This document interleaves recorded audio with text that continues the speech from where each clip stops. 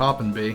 Perpuck here, and welcome back to another episode of Race the Ramen, the show where I attempt to review something unscripted in the amount of time it takes to boil an instant ramen. And today, we'll be taking a look at Pinocchio, a true story, available now on demand. Alright, we're going to start the timer right now. Okay, so Pinocchio, true story. What is this? I ask that question a lot on Race the Ramen, and normally I have an answer for you, because I assume that's what you're asking. This time I'm asking the question. What is this? I only watched this movie, this new animated adaptation of the Pinocchio story, from what appears to be a Russian animation studio, and a Russian director who's done a few things in the past, nothing I've really heard of, but it's some sort of studio with some sort of director assigned. And there were memes going around of it because the English dub managed to get Pauly Shore to play Pinocchio. And God bless Pauly Shore for his wonderfully hilarious, goofy voice, but it's not the proper fit for Pinocchio. That's why the memes came up in the first place, 'cause it just sounds wrong. You hear this sassy Beach Boy kind of affectation coming out of this wooden puppet boy. He's like going skitty, skitty, skitty, and it just doesn't match. And out of context, that seems pretty funny. So I decided to watch the whole movie. Don't be like me, kids. It was such a mistake. It was such a horrible mistake. I genuinely mean this. This is one of the most terrible things I've seen in a long time. And it's one of the most just inept and confusing movies I've seen in forever. There's just so much I have to ask about. And I don't want to put too much on Pauly Shore about this, you know? He didn't make this movie.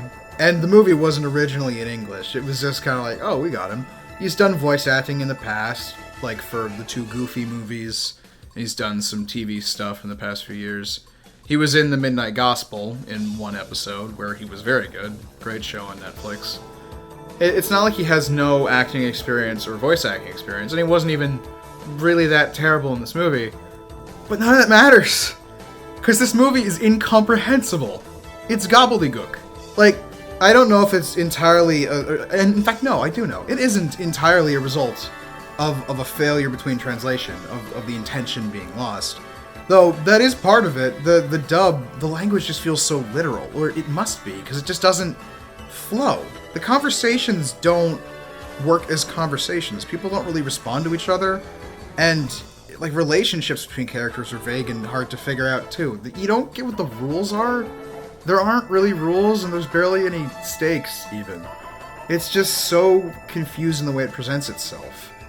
It's difficult to convey this. I watched this with my brother Cole, who is in the room right now. He's that guy who eats cat food on my channel sometimes. And he could attest to it. We were there, watching it, and we just didn't know what was happening. We didn't know. Pinocchio, Pauly Shore, is just walking around with his horse, Tybalt. A most treasured dream, Tybalt. Sorry, I can't get that line out of my head. Tybalt, who's played by John Heder, Napoleon Dynamite's actor, and he's intolerable in this movie. His performance is really obnoxious, more than Pauly Shore's, honestly, I think. And his character's just a piece of shit. And again, his relationship with Pinocchio doesn't make any sense. He's like a talking horse. He's like the only talking horse in the world, according to Tom Kenny Geppetto. But then, the talking horse takes talking puppet to the circus, Pinocchio, so Pinocchio can be in the circus because his dream to be in the circus. And he's a star attraction because he's a talking puppet. But also, no one cares about the talking horse. Shit like that. Just all the time. Nothing makes sense. And the animation is not the worst I've seen. I reference Dweegans and Leprechauns a lot on this channel because that's the most intense, torture to my eyes animation has ever given me that I can recall. But this just, again, it feels so stilted and wrong. It feels like just like an AI made this movie.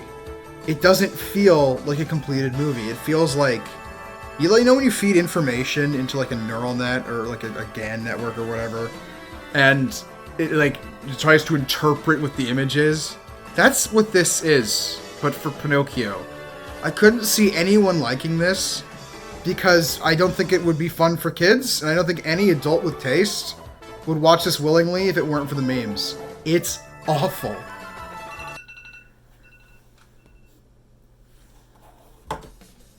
Hopefully that gives you a decent impression of what I think of the movie. And it looks like Cole wants to weigh in here. He's the only talking horse in the world, but nobody cares.